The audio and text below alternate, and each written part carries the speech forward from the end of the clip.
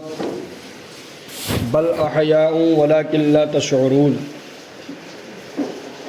صدق الله العظيم وصدق رسوله النبي الأمين المبين الموعد المتين الكريم ونحن على ذلك لمن الشاهدين والشاكرين والحمد لله رب العالمين غوث اعظم بمن بسر و ساما مدد قبلہ دی مدد کعبہ ایما مدد بگرداب بلا افتاد کشتی مدد کن یا معین الدین چشتی قادریم نعرہ غوث اعظم میزنم دمزہ شیخ احمد رضا خا قطب عالم میزنم آئیے ہم اور آپ آقا نامدار مدنی تاجدار ہم غریبوں کے غم گسار نائب پروردگار احمد مجتبیٰ محمد مصطفیٰ صلی اللہ تعالی علیہ وسلم کی بارگاہ میں خراج عقیدت پیش کریں.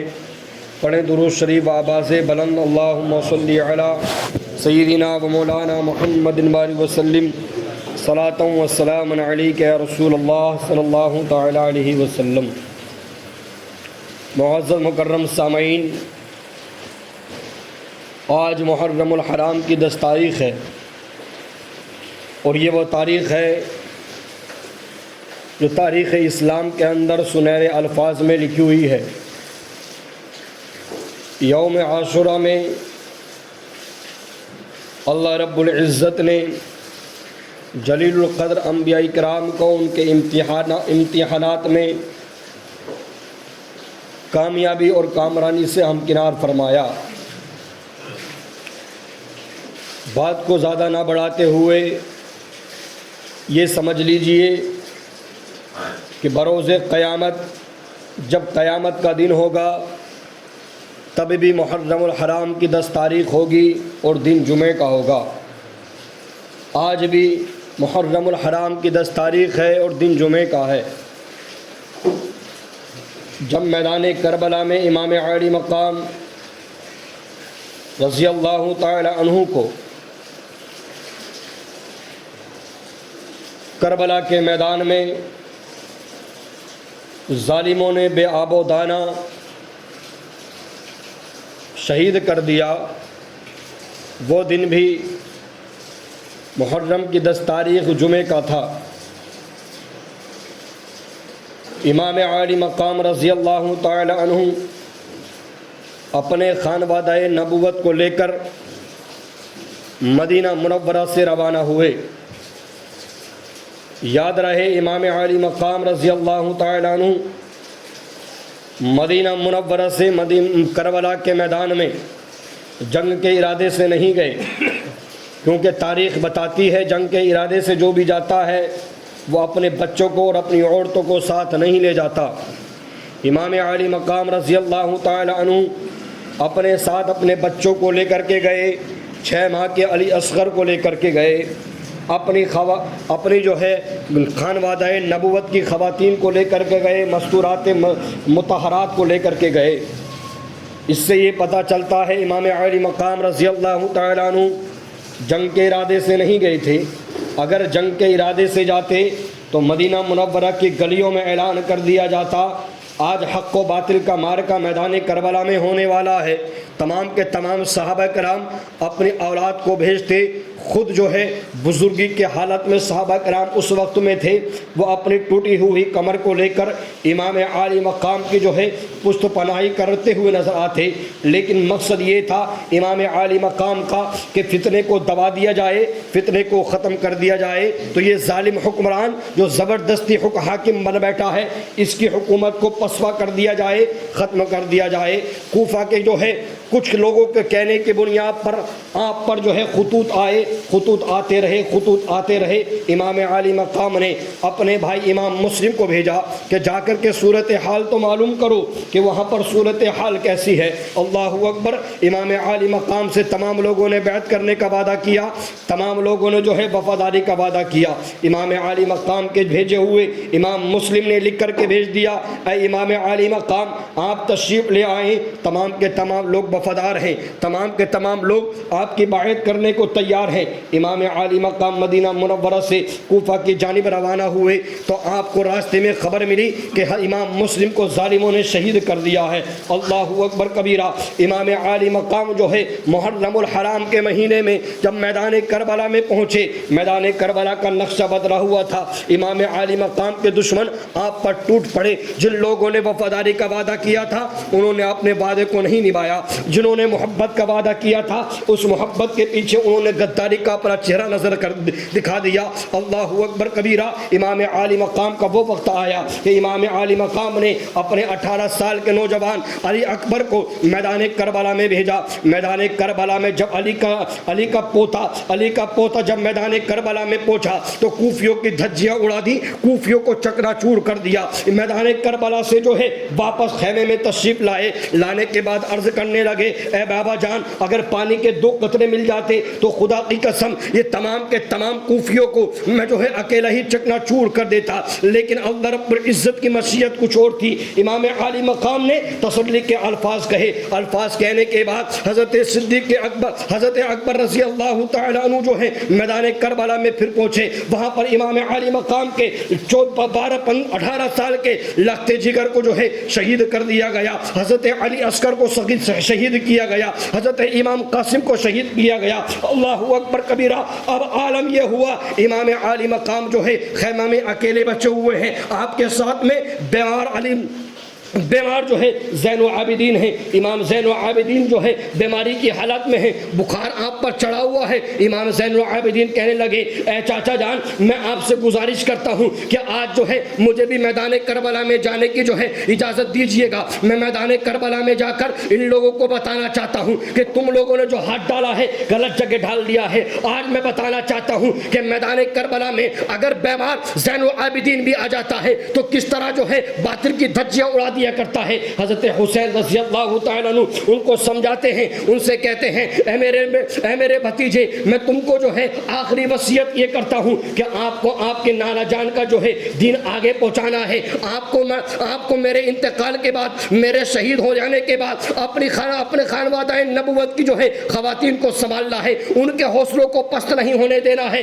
امام حسین رضی اللہ تعالیٰ عنہ نے اپنے خیمے کے اندر ارشاد فرمایا، اے خواتین نبوت سن لیجئے، میں اگر شہید ہو گیا تو اپنے چہروں پر ہاتھ نہ مارنا، اپنے چہروں کو مت نوچنا، اپنے گریبان کو نہ پھڑنا، اپنے چہرے پان پر ہاتھوں کو نہ مارنا، اپنے بالوں کو نہ بکھیرنا۔ اللہ اکبر کبیرہ۔ امام عالی مقام رضی اللہ تعالیٰ عنہ نصیحت کرنے کے بعد میدان کربلا میں پہنچے۔ میدان کربلا میں جب امام عالی مقام پہنچے جو آپ نے جو ہے خطبہ پیش کیا کہ میں اس نبی کا نواسا ہوں کہ جس کے خطبے مسجدوں کے محراب میں پڑھے جاتے ہیں، مسجدوں کے ممبروں پر پڑھے جاتے ہیں۔ اللہ اکبر کبیرہ۔ میں اس نانا کا نواسا ہوں کہ جو تم جو دعویٰ کرتے ہو کہ وہ نانا جو ہے ہماری شفاعت کرے گا۔ یہ خطبہ دینے کے بعد تمام کے تمام یزیدیوں پر رعب طاری ہو گیا۔ جب اس یزیدیوں کے لشکر میں ہلچال پیدا ہو گیا، تمام کے تمام بکھرنے لگے، تو اس میں کچھ لوگ شرارتی بھی تھے، ان لوگوں نے ایک بار کی حملہ کر دیا۔ اللہ اکبر کبیرہ۔ امام عالی مقام رضی اللہ تعالیٰ عنہ کے جسم اطہر پر نہ جانے کتنے زخم آ چکے تھے۔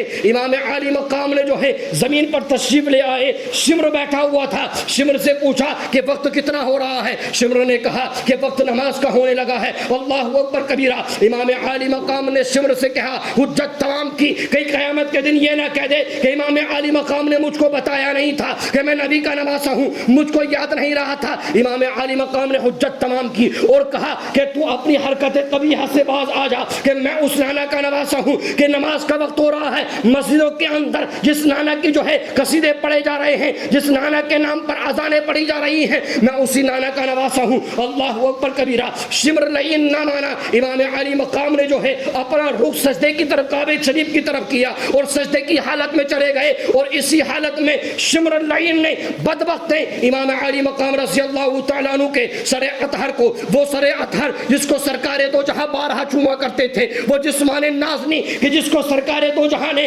اپنے لبہائے مبارک سے اس کو بوسہ دیا تھا۔ اللہ اکبر کبیرہ، امام عالی مقام کے سر کو جو ہے تن سے جدا کر دیا گیا۔ اللہ اکبر کبیرہ، ان للہ و انا الیہ راجعون، امام عالی مقام شہید کر دیے گئے۔ جب امام عالی مقام شہید کر دیے گئے، جس بات تک میں آپ کو پہنچانے والا تھا میں اس بات تک آپ کو پہنچا چکا ہوں، توجہ سے سنیے تو صحیح۔ امام عالی مقام کو جب شہید کیا گیا، دن کا جو ہے دوپہر کا وقت تھا، ظہر کا وقت تھا، نماز جمعہ جو ہے تیار تھی، ظہر کا وقت تھا، جمعے کا دن تھا۔ اللہ اکبر کبیرہ، امام عالی مقام جو ہے جب بیان بان کے اندر کربلا کے میدان میں، چٹیل میدان میں شہید کر دیے گئے، اس کی خبر جو ہے شام کو ہوتے ہوتے شام کا وقت گزرا، شام کے وقت میں جو ہے اطراف عالم میں پھیل گئی۔ کربلا کے جو ہے دست، کربلا کے اطراف میں جو آبادیاں ہیں ان لوگوں کو پتہ چل گیا کہ آج امام عالی مقام کو اللہ رب العزت کے محبوب کے نواسوں کو آپ کے جو ہے خانوادہ کے سائے شہید کر دیا گیا ہے۔ اللہ اکبر کبیرہ،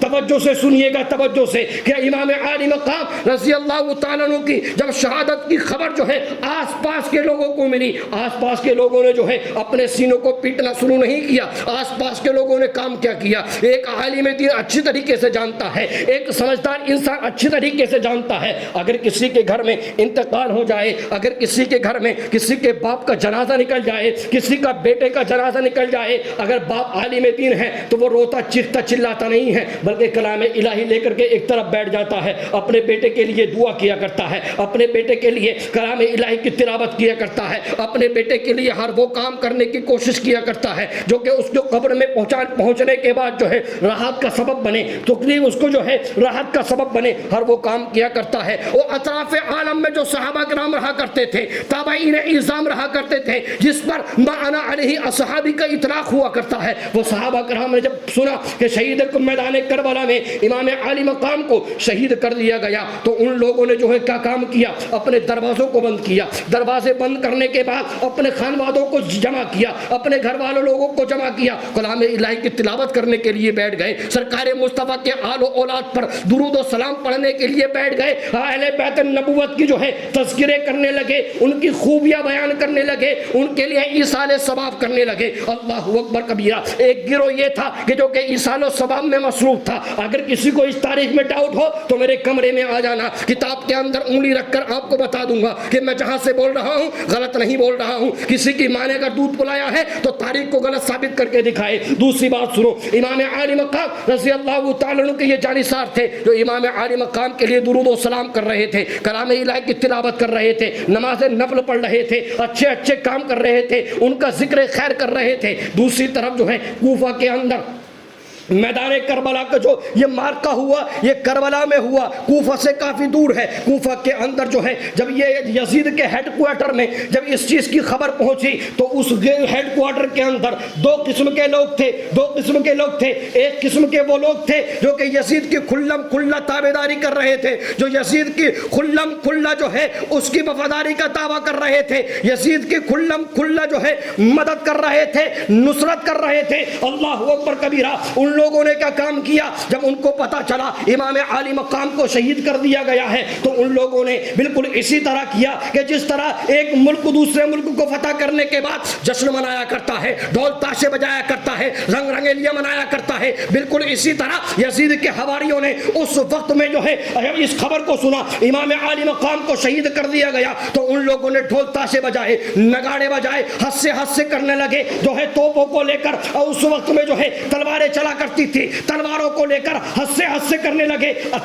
جو ہے فتح کے علم کو بلند کرنے لگے۔ اللہ اکبر کبیرہ، ڈھول بجاتے تھے، تاشے بجاتے تھے، ناچ گانے کیا کرتے تھے، اس وقت میں تلواریں لے کر فتح کا جشن منا رہے تھے، گلیوں میں کود رہے تھے، پھاند رہے تھے۔ اللہ اکبر کبیرہ، یزید کے ہیڈ کوارٹر میں ایک گروہ اور تھا، ایک گروہ وہ تھا کہ جس نے امام مسلم رضی اللہ تعالی عنہ سے جو ہے دعوی محبت کیا تھا، وفاداری کا دعویٰ کیا تھا، لیکن یزید کی للکار کو دیکھ کر ان کے دل میں خوف پیدا ہو گیا اور امام عالی مقام سے غداری کر بیٹھے، امام عالی مقام سے جو ہے روگردانی کر بیٹھے، محبت کے دعوے کو پشے پشت ڈال دیا۔ اب یہ لوگ تھے، ان لوگوں نے دیکھا کہ امام عالی مقام کو تو ہم نے بلایا تھا، امام مسلم کے ہاتھ پر جو ہے وفاداری کا وعدہ ہم نے کیا تھا، لیکن اگر لوگوں کو پتا چل گیا کہ ہم نے امام عالی مقام کو بلایا تھا، امام مسلم سے خط کو ہم نے لکھوایا تھا، اگر ہمیں پتا چل گیا تو یہ لوگ جو ہے ہمیں جینے جینے نہ دیں گے، ہمارا جینا حرام کر دیں گے۔ اللہ اکبر کبیرہ۔ آپ بخوبی جانتے ہیں کہ جو عورت اپنے جو ہے ساس سسر کو زیادہ پریشان کیا کرتی ہے، اپنے ساس سسر کو زیادہ پریشان کیا کرتی ہے، ان کے مرنے کے بعد سب سے زیادہ ڈرامہ وہی کرتی ہے، زیادہ چیختی چلاتی وہی ہے، زیادہ گریبان کو وہی پھاڑتی ہے۔ یہ آپ خود مشاہدہ کر سکتے ہیں۔ اللہ اکبر کبیرہ۔ بالکل اسی طرح ان لوگوں نے جہاں دعوی محبت کیا تھا، دعوی وفاداری کیا تھا، ان لوگوں کو جب پتا چلا امام عالی مقام شہید کر دیے گئے تو ان کے ذہن میں آیا کئی لوگوں کو پتہ نہ چل جائے کہ امام عالی مقام کو ہم نے بلایا تھا، تو ان لوگوں نے جو ہے چیخنا چلانا شروع کیا، اپنے سینوں کو پھاڑنا شروع کیا، اپنے اوپر جو ہے چاقو سے وار کرنا شروع کیا، اپنے گریبان کو پھاڑا، اپنے چہرے پر ضربیں ماری، اپنے چہرے پر جو ہے تھپڑ مارنا شروع کیے۔ اب خود فیصلہ کر لو کہ ہم کس گروہ میں شامل ہیں۔ ڈول تاشے بجاتے ہیں تو وہ تو یزید کی کھلم مخالفت جو ہے مطابقت کر رہے تھے، جو یزید کی کھلم وفاداری کا دم بھر رہے تھے۔ دوسرے وہ لوگ ہیں جو اپنے سینے کو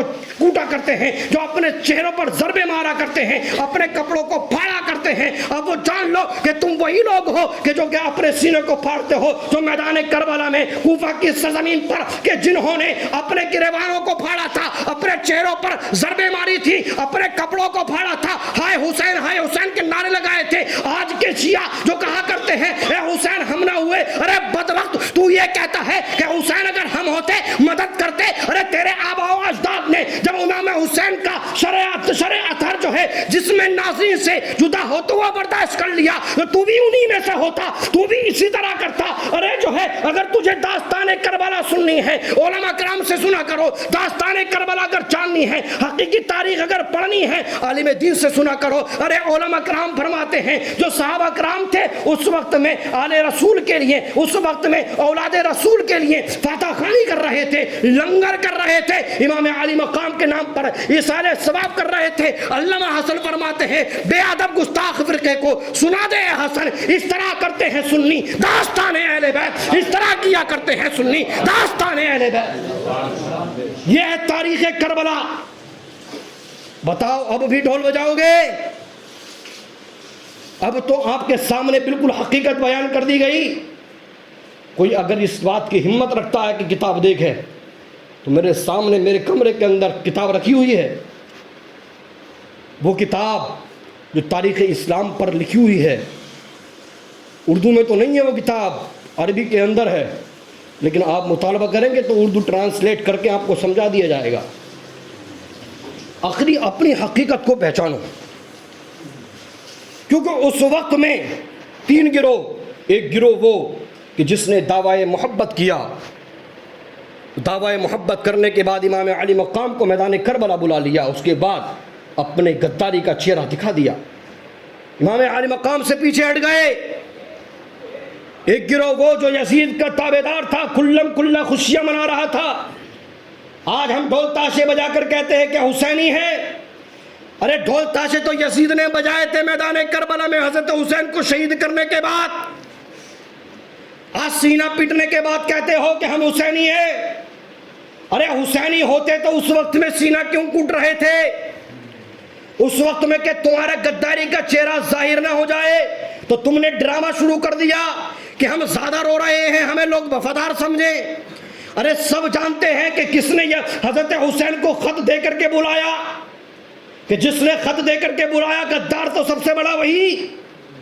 جب اس کو معلوم تھا کہ میں اپنے وفاداری نبھا نہ سکوں گا تو امام عالی مقام کو دشمنوں کے نرگے میں کیوں بھیجا؟ دشمنوں کی فوج کے مقابلہ کرنے کے لیے ان کو تنہا کیوں چھوڑا؟ امام عالی مقام رضی اللہ تعالیٰ ان کی شہادت کا مذاق نہ بناؤ۔ امام عالی مقام نے کتنے ظلم و ستم سہے ہیں۔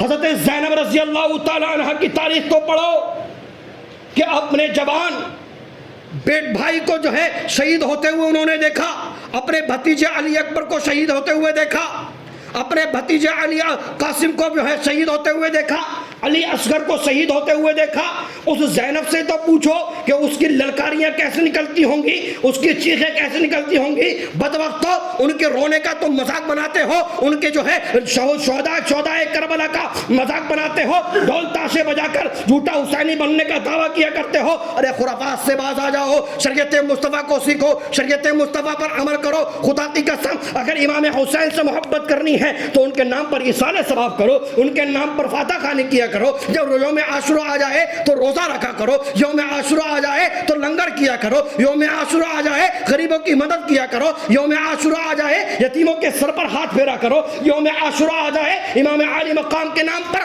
قرآن خوانی کرایا کرو، یوم عاشورہ آ جائے ایک دوسرے سے سلام کیا کرو، ایک دوسرے سے میل ملاپ کیا کرو، ایک دوسرے سے محبت کے وعدے کیا کرو کہ امام عالی مقام نے شریعت مصطفیٰ کو بچانے کے خاطر اپنے تمام کے تمام خانوادہ نبوت کو قربان ہونا برداشت کر لیا، لیکن شریعت مصطفیٰ کی دھجی اڑانا برداشت نہیں کیا۔ ارے حسین سے محبت کرتے ہو تو شریعت مصطفیٰ پر مجھ سے عمل کرو، حسین سے محبت کرتے ہو شریعت مصطفیٰ کی بات کو مانگو، حسین سے محبت کیا کرتے ہو شریعت مصطفیٰ پر عمل کرنا شروع کر دو، یہی سچا حسینی ہونا ہے۔ اس کے علاوہ کچھ بھی کرو گے تو حسینیت ثابت نہیں ہو سکتی۔ اور ایک بات اور سن لو، جو پکا حسینی ہے اس کو حسینیت ثابت کرنے کی ضرورت نہیں ہے۔ میدان قیامت میں خود دیکھ لینا کہ میدان قیامت میں خود امام حسین اپنے نانا جان سے کہیں گے، اے نانا جان، یہ وہ گروہ ہے، یہ وہ لوگ ہیں کہ جو لوگ خرافات کرتے تھے، ڈھول تاشے بجاتے تھے، یزید کے کارناموں پر چلا کرتے تھے، ان کو یہ ڈھول تاشوں سے روکا کرتے تھے، یہ وہ لوگ ہیں جو اپنے سینوں کو پیٹتے ہیں، ان کو منع کرتے تھے کہ سینہ پیٹنا سنیت کی علامت نہیں، امام حسین سے محبت کی علامت نہیں، امام حسین کے غداروں کی علامت ہے جو سینوں کو پیٹتے ہیں، جیسے کہ تاریخ کی روشنی میں نے آپ کے سامنے ابھی بیان کیا، یہ غداروں کی علامت ہے۔ اللہ رب العزت ہم تمام کو امام حسین کے مشن پر چلنے کی توفیق عطا فرمائے، صحیح تاریخ پڑھ کر اس پر عمل کی توفیق عطا فرمائے۔ اللہ رب العزت کی بارگاہ میں دعا گو ہوں، پروردگار عالم میرے بولنے میں جو بھی غلطی ہوئی ہو معاف فرما کر قبول فرمائے، تمام کو گواہ بنا کر توبہ کرتا ہوں، استغفر اللہ ربی من کل ذنب واتوب الیہ وما علینا الا البلاغ۔ السلام علیکم ورحمۃ اللہ تعالی وبرکاتہ۔